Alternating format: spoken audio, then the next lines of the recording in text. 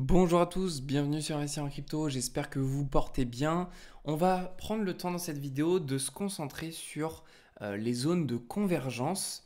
En fait, ça va être les endroits sur lesquels on aura de la réaction sur le Bitcoin. Pourquoi? Parce que, en fait, plus il y a un endroit où on concentre plein d'indicateurs sur des unités de temps différents, et bah plus on aura les traders de court terme, les traders de moyen terme, les traders on va dire un peu plus long terme, qui prendront des achats ou des ventes sur ces niveaux-là. Donc c'est pour ça, là, j'ai envie de faire une vidéo dédiée à ça.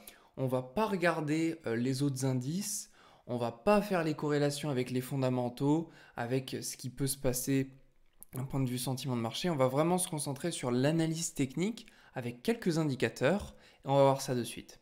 Donc si tu ne me connais pas, aujourd'hui je m'appelle Rémi, on apprend à investir dans les cryptos et devenir rentable sur ce marché. Tu peux t'abonner à cette chaîne YouTube si ce genre de contenu te plaît.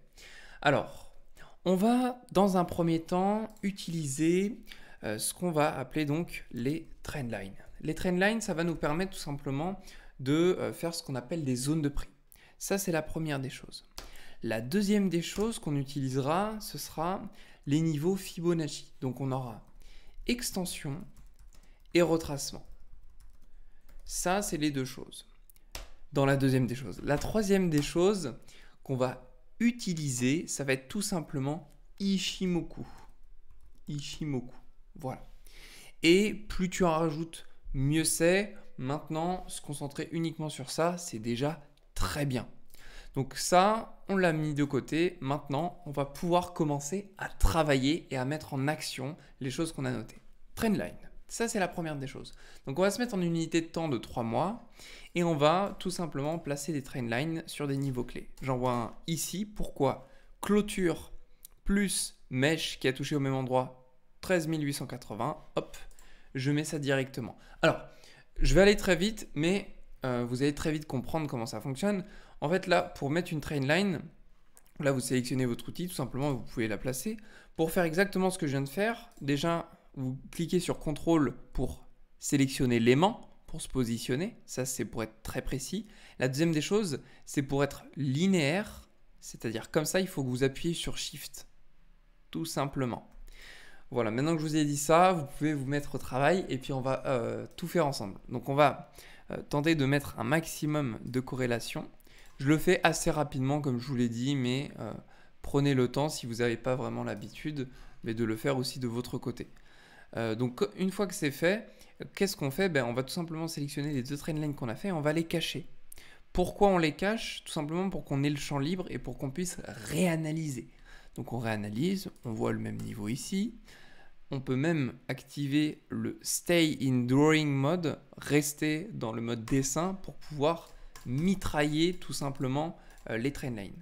Donc c'est ce qu'on va faire, on va les mitrailler. Là, je vois une autre zone clé, clôture plus ancienne ATH. Ici, je vois une autre zone clé, les mèches plus une clôture ici. Voilà. On va faire ça très rapidement, on va rester dans ces eaux-là, ça sert à rien que je rentre trop dans les détails non plus. On peut faire un petit peu, pourquoi pas, les niveaux bas. Hop, je me remets en weekly, on va refaire exactement la même chose. Je vois là une petite zone de convergence très pertinente. Là encore, j'en vois une ici, avec ce niveau-là, cet order block et l'ancienne ATH. J'en vois un ici au 30 000, c'est normal, c'est celui qu'on a percé, l'équalo, ici. Bref, on va rester dans ces zones-là, comme je le disais. On va se mettre en dernier coup en daily, puis après on va passer au retracement Fibonacci, extension Fibonacci. Là, vous voyez, je vois un top qui est utilisé en tant que support, puis résistance. Là, pas très intéressant. Là, c'est l'ancienne ATH. Là, je vois un rebond, c'est pertinent, ça m'intéresse. Là, bon, on a la zone des 30 000. Je le fais un peu à la louche, c'est pas très grave. Donc là, une fois qu'on a tout fait, on prend tous les indicateurs, vous voyez, et on les met en action. Pourquoi? Tout simplement parce que ça va nous permettre de voir les corrélations, comme je vous ai dit. Donc là, je viens de créer un groupe. J'ai fait un tutoriel sur la chaîne YouTube. Là, je vais un petit peu vite pour l'utilisation de TradingView. Si vous avez un peu de mal avec ça, vous avez un tutoriel dédié sur la chaîne YouTube. Donc là, je vais renommer le groupe, on va l'appeler Trendline. Trendline. Donc ici, qu'est-ce qu'on a finalement? On a les corrélations de toutes les trendlines qu'on a fait. Et plus ça va être blanc et plus ça va être rapproché comme ça, mais plus en fait, ce sera en fait des niveaux de rebond. Donc là, on voit quoi? Déjà, on voit les 30 000. Ok, génial. Donc pour être précis, c'est 29 000. Donc les 29 000, cette zone-là, on sait que si ça remonte, ça risque de mêcher, d'avoir une forte réaction. On risque d'avoir un empêchement. On aura très forte probabilité à ne pas pouvoir repartir au-dessus maintenant. En tout cas, ce sera très compliqué. Pourquoi? Parce qu'énormément de personnes s'y intéresseront sur cette zone-là pour vendre. Là, pareil, la TH, on voit qu'il y aura des difficultés pour passer ce niveau-là. Et puis, on le voit actuellement, on a des difficultés à passer ce niveau-là. Ici, pareil, sur la zone des 12 300, ça va être compliqué de passer ce niveau-là. On a plusieurs niveaux. En plus, on a une zone d'accumulation. Bon, là, je rentre un petit peu plus dans le détail, mais on voit que ce sont des niveaux où il y aura de la difficulté à passer. Pareil pour le niveau des 9700. Tiens non, en parlant des 9700 à 8000 $, qu'est-ce qu'on peut y retrouver sur cette zone-là? Bon, là, je sors un peu du sujet, mais je voulais juste vous montrer ça. C'est qu'au niveau du Chicago Market Exchange, on a tout simplement sur ces niveaux-là un gap. Donc là, on a encore une corrélation qu'on ajoute en plus. Ça ne fait pas partie du tutoriel de la vidéo, mais je voulais vous en parler parce que les gaps, ça fait office de rebond. On a tendance à y être aimanté, puis ensuite, on se fait rejeter quand on les atteint. Bref. Je vous ai montré les trendlines, maintenant ce qu'on va faire c'est qu'on va les cacher. On va tout simplement cacher notre groupe trendline et maintenant on va s'orienter sur les Fibonacci, soit retracement, soit extension. Donc pour ce faire, on va prendre extension Fibonacci, on se place du bottom ici qu'on a vécu au Covid. Alors pour être précis, je vais aimanter, je vais même me mettre en weekly, ça va être beaucoup plus pratique. Hop, zone Covid, jusqu'à la zone juste ici, alors je vais me mettre en grand, voilà, comme ça on va faire les corrélations. Ensuite, on va pouvoir faire de la TH qu'on a vécu ici, hop, au plus bas qu'on est actuellement. Génial. On va pouvoir en faire d'autres. Je peux faire celui-là. Alors là, comment je les place pour que je vous explique un petit peu ce que je fais?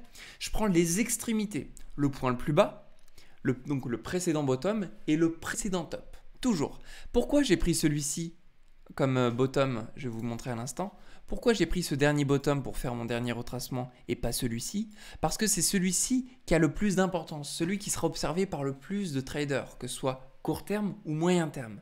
Là, pour faire rapide dans la vidéo, je prends uniquement l'unité de temps weekly, mais la réalité, c'est que quand vous ferez vos corrélations, l'idéal, c'est de prendre et en 3 mois, et en weekly, et en daily, et en 4 heures, et là, vous aurez des points très forts de corrélation. Par exemple, si je me mets en 3 mois, mon retracement de Fibonacci, qu'est-ce que je vais faire? Je vais le prendre de la zone Covid, voire même je peux le prendre d'ici, hop, et je le prends jusqu'à la TH, tout simplement. Bon, ça nous représente à peu près exactement le même qu'on a en fait. Mais si vous voulez, c'est ce que j'aurais fait. Ensuite, je serais parti en monthly, puis weekly, etc. Là, on va en faire un en daily. On va partir d'ici, toc, et on va se mettre jusqu'à là. Donc là, ça fait très gribouillis. C'est ce que je vous ai dit. C'est pas grave. C'est très bien. C'est ce qui nous permet justement de voir ensuite les corrélations qu'on a. Donc une fois qu'on a ce gribouillis qui a été dessiné, là, ce qu'on va faire, c'est qu'on va pouvoir tout simplement ajouter nos extensions de Fibonacci. Là, ça va devenir une vraie pagaille. Donc ce que je vous invite à faire, c'est de cacher ça. Et là, on va se mettre en monthly. On va faire notre première extension de Fibonacci. Vous verrez que certaines, ça nous emmènera à des paliers très bas, mais c'est pas très grave. Ensuite, on peut en faire une autre de la zone Covid jusqu'à là, ce qui nous met des targets à la hausse. Ensuite, je peux zoomer, on va se mettre en weekly. On peut mettre, donc celle-ci on l'a déjà tracée. On peut mettre une ici à là. Pourquoi je fais ça? Parce qu'en fait, c'est des niveaux sur lesquels il y a des traders en fait qui ont des positions qu'ils ont enclenchées par exemple sur ce niveau-là, janvier 2022, et ils sont référés par rapport à cette extension de Fibonacci et ils s'y sont référés pour mettre un ordre de vente. Et ils n'ont peut-être pas retouché à leur stratégie. Beaucoup de traders en fait mettent une stratégie en place et n'y touchent plus une fois qu'ils y sont lancés. Donc c'est pour ça que énormément de traders ont aujourd'hui des clôtures sur la zone des 1,618. La preuve en est qu'on a d'ailleurs pile rebondi sur ces niveaux-là. Donc là, ok. Bon là, il n'y a plus rien à faire à la hausse. Je vais me mettre en daily. Daily, je peux prendre ce point niveau-là. Le point le plus haut. Point le plus bas. Je vais prendre ce niveau-là. On va se placer ici. Alors, Certains me diront, Rémi, comment tu fais pour placer tes extensions de Fibonacci? Je vous explique très rapidement. En fait, pour faire une extension de Fibonacci, la réalité c'est que il n'y a pas vraiment une recette miracle. Pourquoi? Parce qu'il y en a plein qui l'utilisent un petit peu comme ils le veulent. Donc vu qu'il y a des gros traders qui l'utilisent d'une certaine façon, d'autres grands traders qui l'utilisent d'une autre façon, ben, en fait tu auras des bonnes corrélations même si tu l'utilises un peu entre guillemets n'importe comment. Mais la réalité c'est que les extensions de Fibonacci elles sont utilisées avec les vagues d'Elliott. En fait comment ça fonctionne? C'est les vagues d'Elliott, c'est quand tu as une vague 1, vague 2, vague 3, vague 4, vague 5. Et en fait, quand tu dois placer une extension de Fibonacci, tu dois prendre le début de la vague 1 et tu dois le prendre au... Par exemple, là, on a la vague 1. Tu prends vague 1, premier rebond de la vague 1 pour entamer la vague 2 et tu l'enclenches jusqu'à ici. C'est comme ça, en fait, une extension de Fibonacci. Que ce soit à la hausse ou à la baisse. Et quand on a, par exemple, plein de vagues, on peut prendre, ici, tu vois, on a un autre bottom. Tu peux prendre une extension de Fibonacci jusqu'ici. Tu le prends jusqu'à là et tu le reportes ici. Donc vraiment, il y a plein de manières, mais moi, je les corrèle toutes entre elles. Ce qui me permet d'avoir une globalité, en fait, sur ce que les traders font, tout simplement. Ce qui me permet d'avoir un visu global. Donc maintenant que j'ai ça, ce qu'on va faire, c'est qu'on va réactiver nos retracements de Fibonacci. Pof. Et là, qu'est-ce qu'on va faire? On va tout simplement placer une trendline. Qu'est-ce qu'on voit? Là, d'emblée, je le vois directement. On a une très très forte corrélation sur le niveau des 29 000 $. Donc là, je viens de poser une trendline. Toc toc toc. Cette trendline, j'aimerais la changer de couleur. On va la mettre en rose, de sorte à pouvoir la voir après. On va en mettre une autre sur ce niveau-là. Pourquoi? Parce que je vois un niveau de corrélation 1,272, 0,5, 0,236. Ensuite, qu'est-ce qu'on peut observer d'autre? Ici, sur les 3400 $, je vois beaucoup de corrélations. On va ajouter une trendline. Alors là, il y a un peu d'imprécision, je vous l'accorde.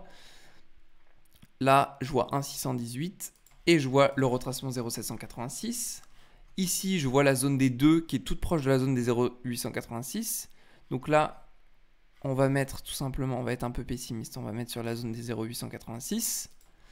Ici en hauteur, je vois une autre zone très intéressante, 0,5 plus 0,382, les 44 000 $. Je vais m'en arrêter là. Ok, super.